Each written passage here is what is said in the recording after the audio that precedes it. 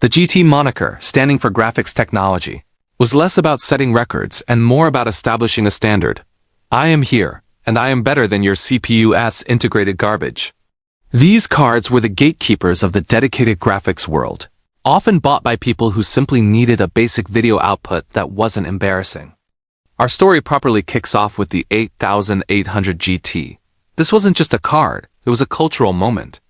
The 8800 GT was the first real GT card, sitting squarely in the mid-range and surprisingly strong for the time. If you had one back then, you weren't just playing games. You were flexing on your friends. Why? Because it delivered high-end performance without the high-end price tag. It democratized frame rates. It represented a shift. The dedicated mid-range could finally compete. Today, let's just say it's about as fast as integrated graphics on a cheap laptop. But the lesson here? Timing is everything.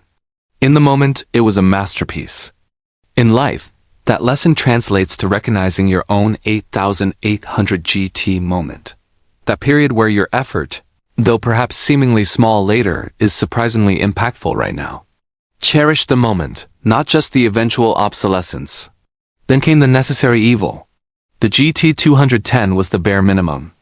Office use, videos, maybe some ancient games. It was basically NVIDIA saying, hey, at least you're not using Intel integrated graphics. It's like buying gym shoes but only using them to walk to the fridge. Its purpose was purely to offload basic display tasks from the CPU. The GT220 and GT240 took a cautious step forward. These were made for light gaming, still low power. If you played Counter-Strike or World of Warcraft back then, these cards said, sure, I got you fam. They were the supportive friend who ensures the basic party needs are met. But if you tried Crysis 1, the ultimate PC benchmark, your PC would catch fire faster than a campfire. It taught us the painful but important lesson of knowing your limits. A tool, no matter how shiny, is useless if you try to make it perform a job it was never engineered for. Next, we saw the specialization begin. The GT420 and GT430 aimed squarely at media PCs, Netflix, YouTube, movies. They weren't really gaming heroes, more like streaming sidekicks.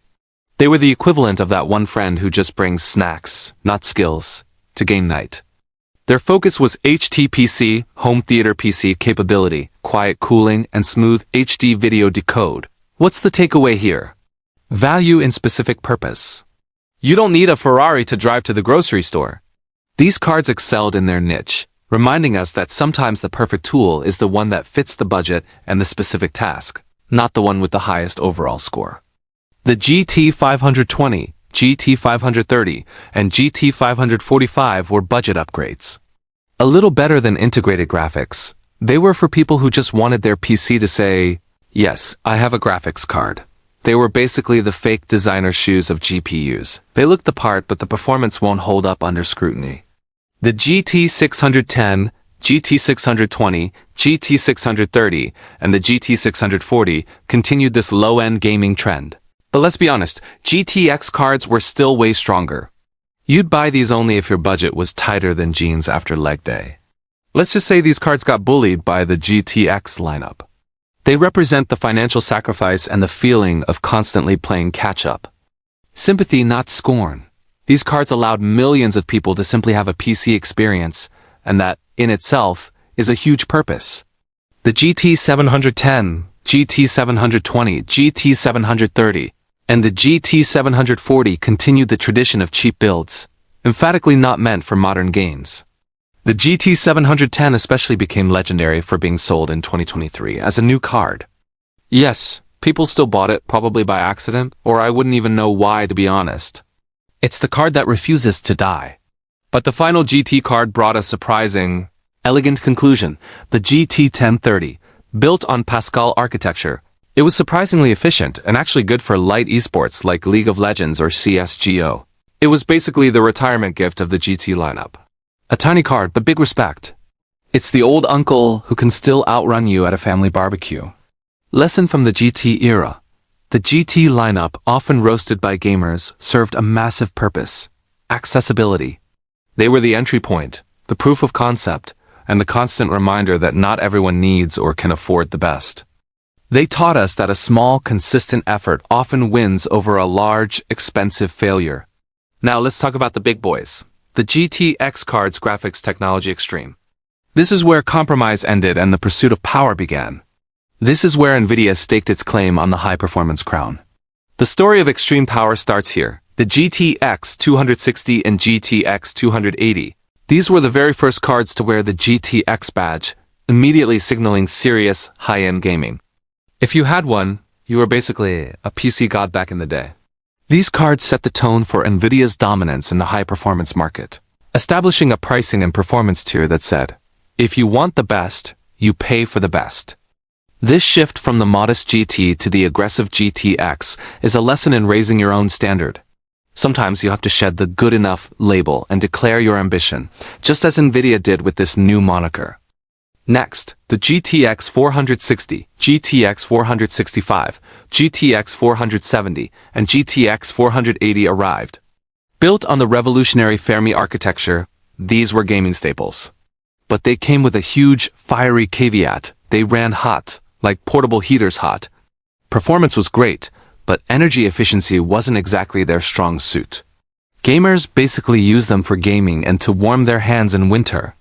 The GTX 480 in particular was a brilliant but fundamentally flawed product. It was powerful, but its thermals were legendary. It's a perfect metaphor for uncontrolled brilliance. You might be the smartest person in the room, but if you burn out everyone around you, including yourself, is your output sustainable? Fermi taught NVIDIA and us that raw power without efficiency is a volatile recipe. NVIDIA learned fast. The GTX 560, GTX 570, and GTX 580 were the result. Super popular mid to high-end cards that were reliable, strong, and beloved. The 580 in particular became a benchmark card that people compared against for years. Basically, the Avengers of gaming GPUs at the time. They took the lessons of Fermi's power and wrapped them in much better cooling and stability. This is the power of iteration and refinement. The 500 series didn't invent a new wheel. It perfected the fiery wheel its predecessor introduced. In your own life, remember that the second, third, or even fourth attempt at a project, informed by the mistakes of the first, is often the one that achieves legendary status. The next step was massive. The GTX 660, GTX 670, GTX 680, and GTX 690. The Kepler lineup brought great performance per watt, finally proving that NVIDIA could balance power and efficiency, something AMD was struggling with at the time. The GTX 690, a dual GPU beast, was a masterpiece of engineering. This was followed by the GTX 760, GTX 770, GTX 780, and the magnificent GTX 780T, a refresh of Kepler. These were rock solid, and many retro PCs still run them today. The 780T especially stood tall as the best of its generation and stayed relevant for years. The 780T was like the LeBron James of GPUs, dominant and long-lasting. Lesson from early GTX. The early GTX era was defined by the transition from brute force to intelligent power management. It showed us that true success isn't just about how hard you hit, but how efficiently you can sustain that hit over time.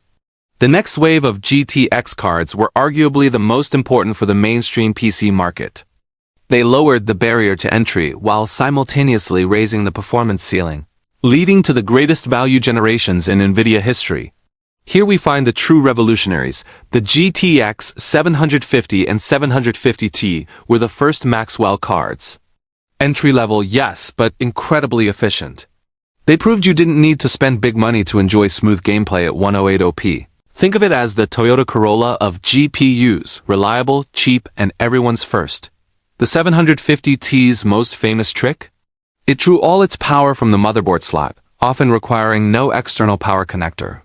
This mastery of efficiency continued with the GTX 960, 970, 980, and 980T. These mid to high-end Maxwell cards were extremely popular. The 980T in particular became a favorite for enthusiasts, offering near Titan levels of performance at a lower price. And speaking of which, the Titan X stood as the top-end prosumer card, great for creators, gamers, and flexing on your friends. It was basically NVIDIA's way of saying, if you want the best, you'll pay for it. The Maxwell generation taught us the power of smart engineering over raw specification. They maximized every watt, proving that often, the most revolutionary change comes not from adding more, but from using less more effectively. If you ask any longtime gamer, they'll tell you, this was the golden age. The GTX 1050, 1050Ti, 1060, 1070, 1080, and 1080Ti the Pascal era were hugely popular and universally loved. The GTX 1060 was the most used card on Steam for years, holding that crown through multiple generations. Why? Because it delivered phenomenal performance per dollar and was perfectly suited for 108OP gaming. It was the ultimate everyman GPU. And then there was the GTX 1080Ti. This card became legendary. It delivered such amazing performance that people still use it today. It felt, and still feels like a once-in-a-decade value proposition. This entire generation cemented NVIDIA's lead by providing a complete, high-quality solution at every price point. Life lesson from Pascal. The 10 series represents the sweet spot of balance. It's about finding that rare moment in life where your investment, time, money, effort, delivers disproportionately high returns. When you find that sweet spot, you hold on to it. As the RTX era dawned, NVIDIA needed a transition plan. They introduced the GTX 1650, 1650 Super, 1660, 1660Ti, and 1660 Super. These were the last cards to bear the GTX badge, built on the newer Turing architecture but specifically stripped of the new, expensive ray tracing cores. They filled the gap for gamers who wanted modern performance without paying RTX prices. It was a masterclass in market segmentation, closing the GTX chapter with solid value. It's like buying the iPhone, say, no fancy features, but it gets the job done reliably and efficiently. The 16 series teaches us about pragmatism in the face of innovation. You don't have to chase every trend. Sometimes the most intelligent choice is the one that is tried, tested, and perfectly suited to your current need. The introduction of the RTX, Ray Tracing Texel Extreme era wasn't just a new line of cards. It was a fundamental shift in how games were rendered, ushering in new possibilities and new market turbulence. The RTX world began with the RTX 2060 and 2060 Super. These were the entry-level cards for ray tracing. They offered solid 108OP and 144OP gaming. Many gamers initially scoffed at ray tracing, calling it a gimmick that tanked performance. But the real unsung hero of this generation was DLSS, Deep Learning Supersampling. DLSS made demanding games playable even on mid-range builds by using AI to upscale images. Many gamers saw the 2060 as the true gateway into the RTX world. The RTX 2070 and 2070 Super brought RTX features to mainstream gamers at a more affordable level, quickly becoming a fan favorite for their balance. The RTX 2080 and 2080 Super offered strong 4K performance, criticized at launch for high prices, but proved powerful. The flagship, the RTX 2080 Ti, truly showcased ray tracing in a way that impressed, setting the standard for premium PC builds. The lesson of the 20 series is about the power of the complementary skill.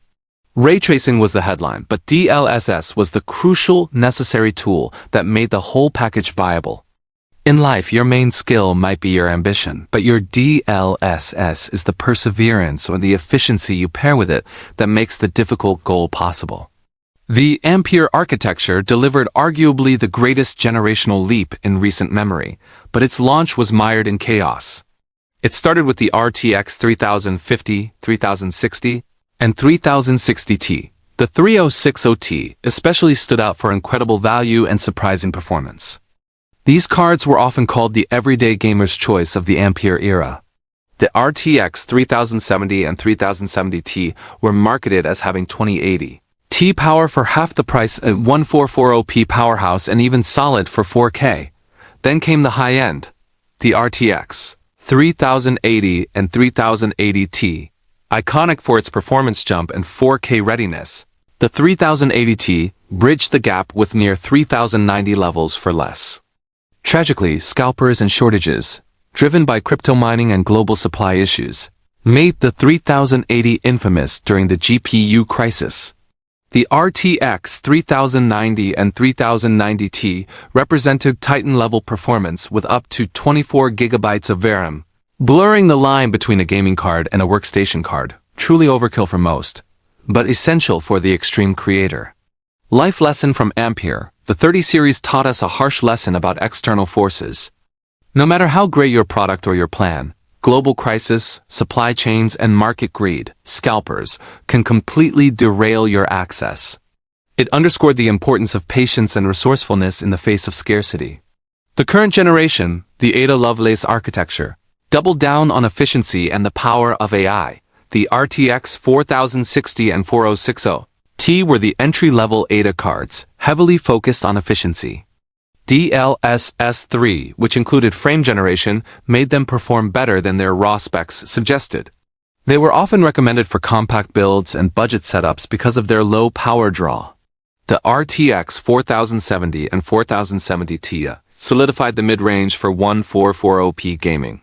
The 4070 Ti was initially controversial, a rebranded, unlaunched 4080 12GB. But despite the drama, it ended up being a solid performer, proving that performance often quiets market skepticism. The RTX 4080 and 4080 Ti were high-end Ada gaming cards, great for 4K, but expensive. They became known as the luxury choice, requiring DLSS 3 to justify their premium tag. And then, the current supercard king, the RTX 4090, the most powerful consumer GPU to date. It crushed 4K and even 8K gaming, but it's also extreme in size, power, and cost. It instantly became the dream GPU for enthusiasts worldwide. Lesson from Ada. The 40 series shows the future is about intelligent design and optimization. Efficiency is no longer optional, it's a core feature. Furthermore, DLSS 3's frame generation shows that synthetic improvement can be just as important as raw power. In life, sometimes the smartest way to achieve a goal isn't more effort, but a smarter, AI-assisted approach. And now we look into the crystal ball. The expected Blackwell architecture, the RTX 50 series, promises another seismic shift. These are the cards that will redefine the bleeding edge. The RTX 5050, 5060, and 5060 Ti are the expected entry-level cards. Efficiency and DLSS improvements should make them shine. Many expect this to be the new bestseller for budget gamers, continuing the legacy of the 1060 and 3060 Ti. The RTX 5070 and 5070 Ti are the predicted mid-range Blackwell gaming champions, set to dominate 1440p and handle 4K decently. They are already being hyped as the real sweet spot for gamers, likely to repeat the success of the 3070. The RTX 5080 is the high-end Blackwell gaming contender, likely to deliver massive 4K power. Positioned as the go-to for enthusiasts who don't want to pay 5090 prices, it could become the most balanced high-end GPU of the generation. And finally, the RTX 5090, the expected next-gen supercard king. Rumors suggest it could deliver double the power of the already insane RTX 4090. Aimed at extreme gamers and creators, this card may redefine what's possible in PC gaming performance. It's the ultimate statement. Too overpowered and too expensive for almost everyone, yet essential for the few who push boundaries. We've traversed the entire landscape, from the humble, reliable GT210 that just wanted to display a desktop, to the predicted, world-crushing RTX 5090 that renders realities we haven't even conceived of yet. What's the lesson we can take from this relentless 20-year cycle of innovation? It's this: success is not defined by the flagship, it's defined by the fitness for purpose. The person who buys the 5090 to play League of Legends is making an expensive, often wasteful choice. The person who buys the efficient 1030 for their old server is making a perfect choice. The GT card taught us humility and utility. The GTX cards taught us the value of the sweet spot. And the RTX cards taught us that the future is already here, but only if you have the complementary skill, DLSS, to unlock its potential. Stop chasing the 5090 in your own life, the biggest house, the most prestigious title, the most expensive habit. Instead, find your 1060, your 750 Ti, or your 3060 Ti. Find the thing that delivers the perfect balance of power, price, and purpose for the life you actually live. That is where true, sustainable satisfaction lies. Thank you so much for joining me on this deep dive today. wishing you all the very best of health and happiness. And if you found this journey as fascinating as I did, please consider hitting that subscribe button and ringing the bell so you don't miss our next adventure into the heart of technology.